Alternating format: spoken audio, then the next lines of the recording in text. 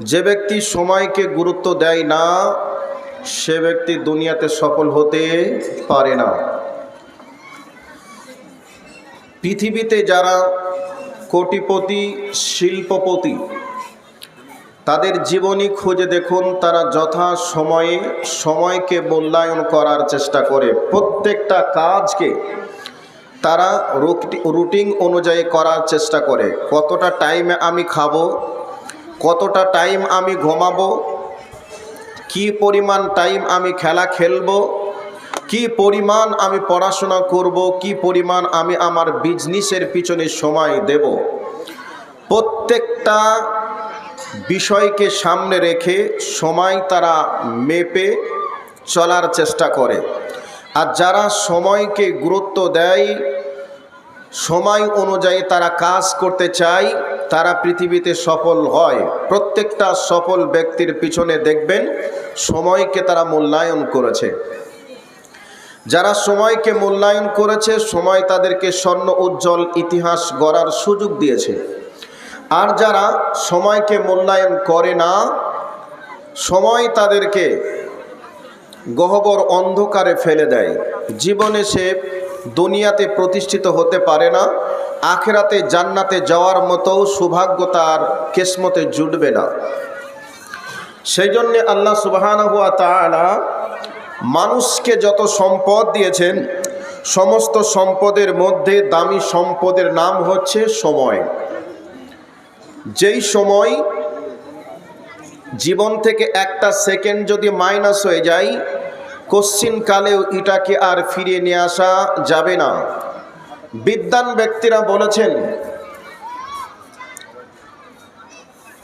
পানির স্রোতকে আর সময়কে কেউ কোনোদিন ফিরিয়ে নিয়ে আসতে পারে না, পানির স্রোতকে আটকে দিতেও পারে না, এবং সময়কেও কেউ আটকে রাখতে পারে না। অনেক বিদ্বান ইসলামিক স্কলার যিনারা রয়েছেন, তিনারা আবার বলেছেন এভাবে যে প্রয়োজনে মানুষের দ্বারাতে এটাও সম্ভব হতে পারে, পানির স্রোতকে পরিবর্তন করা যায় না এ কথা বলছে। তারপরেও বলছেন মানুষ যদি ইচ্ছা করে সমুদ্রের পানির স্রোতকেও পরিবর্তন করে দিতে পারে। বলবেন কি করে? পানির স্রোত যে গতিতে আসছে, সেই গতিকে প্রতিরোধ করার জন্য যদি কোনো একটা মেশিন, কোনো যন্ত্র মানুষ আবিষ্কার করে, সেই যন্ত্রর সাহায্যে পানির স্রোতকে প্রতিরোধ যদি করে দেয়, তাহলে ওই পানির স্রোত জোরে এসে আঘাত করবে কোনো জায়গায়, এই আঘাতে আবার পানির স্রোতকে উল্টা দিকে ফিরিয়ে দেওয়া সম্ভব হতে পারে। কিন্তু মানুষের জীবন থেকে একটা সেকেন্ড যে সামনের দিকে আগিয়ে যাচ্ছে, পৃথিবীতে এমন কেউ নেই যে ওই সময়টাকে আবার ফিরিয়ে দিতে পারে। কথা বলুন, পারবে? পৃথিবীতে শিক্ষিত থেকে না অশিক্ষিত পর্যন্ত সকলে মিলে যদি চেষ্টা করে, পৃথিবীর সকল যন্ত্র যদি প্রয়োগ করে, এরপরেও পৃথিবীর সব রকমের টেকনোলজিও যদি ফিট করে, পৃথিবীর সমস্ত সম্পদকে যদি ব্যয় করে দিয়েও হয়, এরপরেও কারো জীবন থেকে যদি একটা সেকেন্ড সময় চলে যায়, তার ওই এক সেকেন্ড সময়কে পৃথিবীর সকলে মিলে সব সম্পদ ব্যয় করে, সব যন্ত্রপাতিকে প্রয়োগ করেও একটা সেকেন্ড সময় ফিরিয়ে দেওয়া সম্ভব নয়।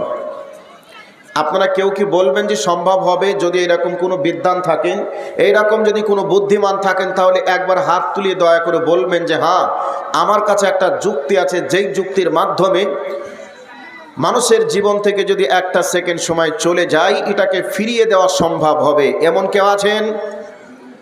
কথা বলুন, কেউ আছেন? নেই। এবার বলছি, কয়েকটি কথা আপনাদেরকে বলছি, ভালো করে শুনে নেন। আল্লাহর নবী জনাবে মুহাম্মদুর রাসূলুল্লাহ সাল্লাল্লাহু আলাইহি ওয়াসাল্লাম বলেছেন, আদ-দুনিয়া মুদবিরাতুন ওয়াল আখিরাতু মুকবিলাতুন। দুনিয়া হচ্ছে পৃষ্ঠ প্রদর্শনকারী স্থানের ন্যায়। এর অর্থ, আমি আর আমার প্রাণ প্রিয় বন্ধু মাওলানা মনজুর আনসারী হাফিজাহুল্লাহ, দুইজন আমরা বন্ধু, এক অপরকে প্রচণ্ড ভালোবাসি আল্লাহর জন্যই। এখন উনি আমার সামনে হাঁটছেন, আমার সামনে উনি হাঁটছেন, ওনার পিছন পিছন যদি আমি যাই তাহলে ওনার আমি পিছন দিক দেখতে পাবো না সামনের দিক দেখতে পাবো? পিছনের দিক দেখতে পাবো, ওনার সামনের দিক দেখা সম্ভব নয়। নবীজি বলছেন, তুমি যদি দুনিয়াকে ধরতে চাও, দুনিয়াকে যদি খুঁজতে চাও, তো দুনিয়ার শেষ সীমা তুমি মনে করবে অতিক্রম করবে, দুনিয়া তোমাকে মুখ দেখিয়ে মুখ ফিরিয়ে পালিয়ে যাবে, তুমি দুনিয়াকে দেখতে পাবে না, দুনিয়াকে তুমি ধরতেও পারবে না। আর এই হাদিসের আর একটা অংশ হলো, আখেরাতের দিকে আমরা যেতে চাই না, কিন্তু আখেরাত আমাদের কাছে আগিয়ে আগিয়ে আগিয়ে আগিয়ে প্রত্যেকটা সেকেন্ড, প্রত্যেকটা মিনিট, প্রত্যেকটা ঘন্টা, প্রত্যেকটা দিন, প্রত্যেকটা সপ্তাহ আমাদের কাছে কিন্তু আগিয়ে আগিয়ে চলে আসছে। এবার বলবেন কি করে, বুঝলাম না। আমার বাম পাশে যিনি বসে আছেন ইনি হচ্ছেন আপনাদের জালসার আজকের সভার সভাপতি। এনাকে যদি জিজ্ঞাসা করি, শেখ আপনার বয়স কত, বলবেন হয়তোবা 40 বছর কি 45 বছর, জানি না, আইডিয়া করে বলছি। তো উনি বলবেন 40, বোঝানোর জন্য বলছি, উনি বলবেন 40। এবার ওনাকে যদি আল্লাহ হায়াত দেন 42 বছর, তাহলে 40 বছর হয়ে গেছে, বাকি কয় বছর আছে? আর কয় বছর গো? আর 2 বছর বাকি আছে। এই 2 বছরের দিকে উনি আগিয়ে যান না ওই 2 বছর ইনার দিকে আগিয়ে আসেন? 2 বছর, 40 বছর আছে, কয়দিন পরে কয় বছর হবে? 25 চলছে, 26 আসলে 41 হবে।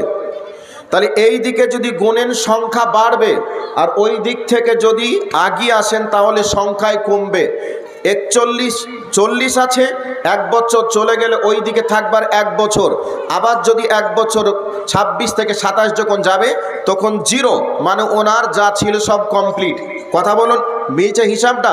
একটু পরে আপনাদেরকে হিসাব মেলানোর চেষ্টা করব। তবে নবীজি বলছেন, আর দুনিয়া মুদবিরাতুন ওয়াল আখিরাতু মুকবিলাতুন, দুনিয়া হচ্ছে পৃষ্ঠ প্রদর্শনকারী স্থানের ন্যায়, আর আখিরাত হচ্ছে তোমাদের কাছে সম্মুখে অগ্রসরের ন্যায়। আমরা আখিরাতের দিকে আগিয়ে যাই না, যেতে চাই না, কিন্তু আখিরাত আমাদের কাছে আগিয়ে আগিয়ে চলে আসে। এবার একটা উদাহরণ দিব আমি আপনাদেরকে, ভালো করে কান করে শোনার চেষ্টা করবেন। উদাহরণ হলো, দুনিয়ার সঙ্গে দার্শনিকরা, ফিলোজফাররা উদাহরণ পেশ করেছেন। উদাহরণটা কি?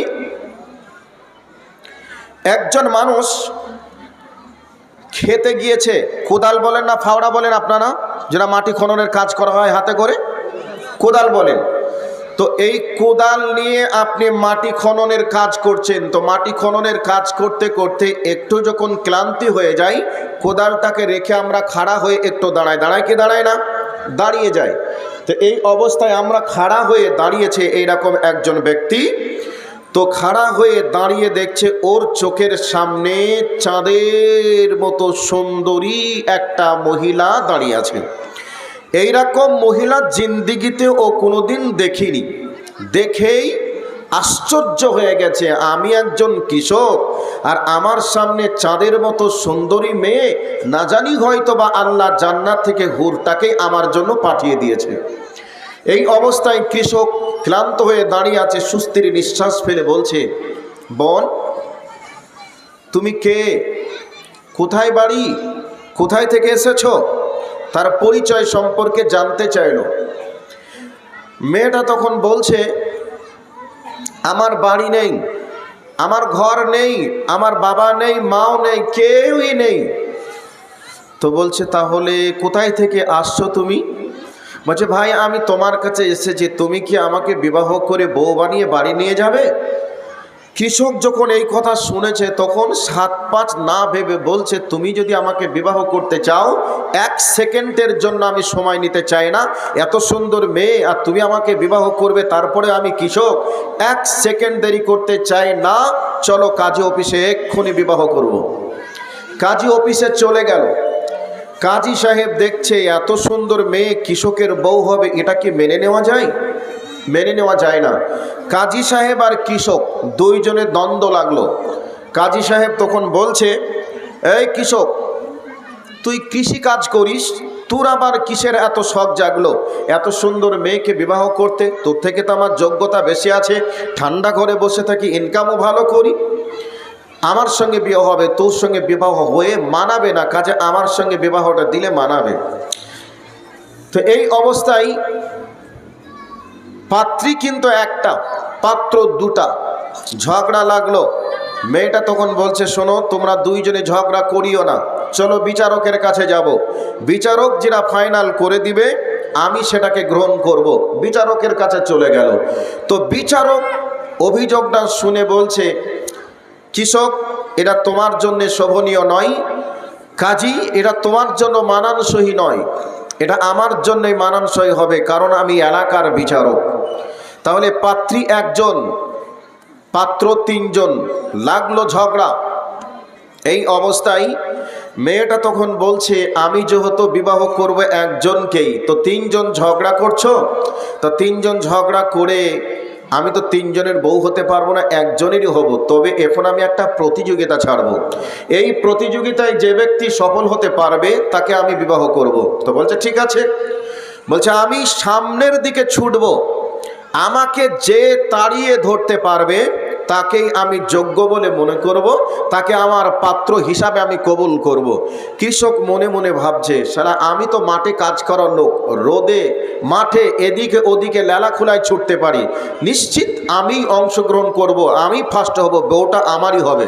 আনন্দে কাজী সাহেব বলছে, তুই তো চাষ আবাদ করে তোর ভিতর শেষ, আমি বসে বসে খেয়েছি, ফিট আমার ভালোই আছে শরীর, কাজে আমারই বউ হবে। বিচারক ভাবছে যে তোরা দুইজনের গতির থেকে আমার গতি বেশি আছে, আমি এলাকার বিচারক, প্রাণপণ চেষ্টা করে বউটা আমি বানাবো। তিনজন তিন দিক থেকে ভাবনা চিন্তা করে নিল, তিনজনই টার্গেট নিল আমার বউ হবে। মেয়েটা ছুটতে লাগলো, ছুটতে ছুটতে ছুটতে অল্পক্ষণের মধ্যে বিচারক ক্লান্ত হয়ে দাঁড়িয়ে গেল। বলছে, শালা আমি আর পারলাম না। কাজী ছুটতেই লাগলো, কিছুক্ষণ পরে ও ক্লান্ত হয়ে হাঁপিয়ে গেল, আমিও পারলাম না, যা শালা কৃষক তুই লিগা। কৃষক ছুটতে ছুটতে ক্লান্ত হয়ে দাঁড়িয়ে গেল। মেয়েটাকে তখন বলছে, বোন শোনো, দুইজন তো আগেই সিলিন্ডার হয়ে গেছে, অপারগতা প্রকাশ করেছে, আমি তো এখন সামনে আছি, তোমাকে স্পর্শ না করতে পারলেও তো এখন ক্যান্ডিডেট হিসাবে আমি জয়ী, কাজে বিবাহটা তুমি আমাকেই করো। মেয়েটা তখন বলছে, সর্বনাশ, কখনোই নয়, আমি তো আমার শর্তকে আমি কোনোদিন অমান্য করতে পারবো না, আমার যেটা শর্ত এই শর্তটাকে পালন করতেই হবে, আমাকে যে স্পর্শ করবে তাকেই আমি বিবাহ করব, আমাকে যে স্পর্শ করতে পারবে না তাকে আমি বিবাহ করতে পারবো না। এই অবস্থায় কৃষক বলছে, বোন আসলে তুমি কে, একটু কি আমাকে বলবে? এত তুমি অভিযোগ কেন করছো, এত শর্ত কেন লাগাচ্ছ, তুমি আমাকে বলো তো তুমি আসলে কে? মেয়েটা তখন বলছে, আমি হলাম দুনিয়া। দুনিয়া, দুনিয়াকে যত সুন্দর করে সাজাবে দুনিয়াকে ততই ভালো লাগবে, দুনিয়াকে তুমি ধরতে চাইবে, দুনিয়াকে তুমি ধরতে পারবে না, দুনিয়া তোমাকে ফাঁকি দিয়ে পালিয়ে যাবে।